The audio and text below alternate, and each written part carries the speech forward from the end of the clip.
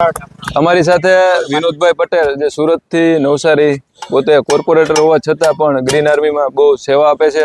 તો એમને આજે આપણે સાંભળીએ કે વૃક્ષ પર્યાવરણ વિશે શું કહે છે. જણાવશો વિનોદભાઈ?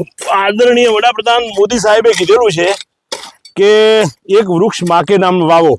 ત્યારે આપણે આજે ગ્રીન આર્મીના સૈનિકોની સાથે મને આજે નવસારી સુપા ખાતે વૃક્ષારોપણ કરવા માટેનો લાવો મળ્યો છે. જે પણ દાતાભાઈ છે એ દાતાને પર્યાવરણ પ્રત્યે એટલી જાગૃતતા છે અને અમને અહીંયા બોલાવી અને આપણી ગ્રીન આર્મીની ટીમ દ્વારા વૃક્ષારોપણનો કાર્યક્રમ કરાવેલો છે. ખરેખર આ ગામે આવીને આજે વૃક્ષારોપણ કરતા કરતા સૌ ગ્રીન આર્મીના સૈનિકો સાથેની મુલાકાત થઈ.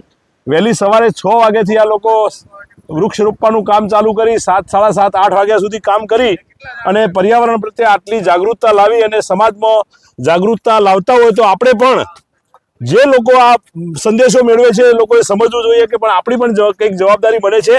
આપણે આ વૃક્ષને બચાવીએ અને સાથે સાથે વૃક્ષારોપણમાં એમની સાથે એમના ઉપાડેલા આ ભગીરથ કાળમાં આપણે સહયોગી બનીએ.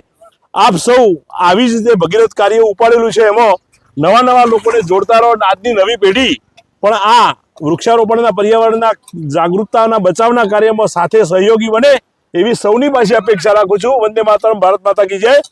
સુપા નવસારીનું સુપા ગામે આવીને વૃક્ષારોપણ કરવું એટલે મને ગ્રીન આર્મી માટે આજે વંદન કરવાનું મન થાય છે કે પોતાના વરાસા વિસ્તાર, મોટા વરાસા વિસ્તાર, કતારગામ વિસ્તારની અંદર ખૂબ વૃક્ષોનું જતન કર્યા પછી આજે આજુબાજુના ગામડાઓની અંદર પણ જઈને આ વૃક્ષારોપણનું કામ કરતી હોય.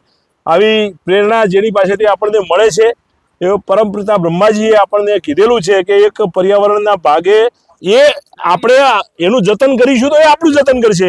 એ ભાવથી આજે કામ કરતા સૌ સૈનિકોની સાથે આ કામ કરવાનો આનંદ થયો. વંદે માતરમ, ભારત.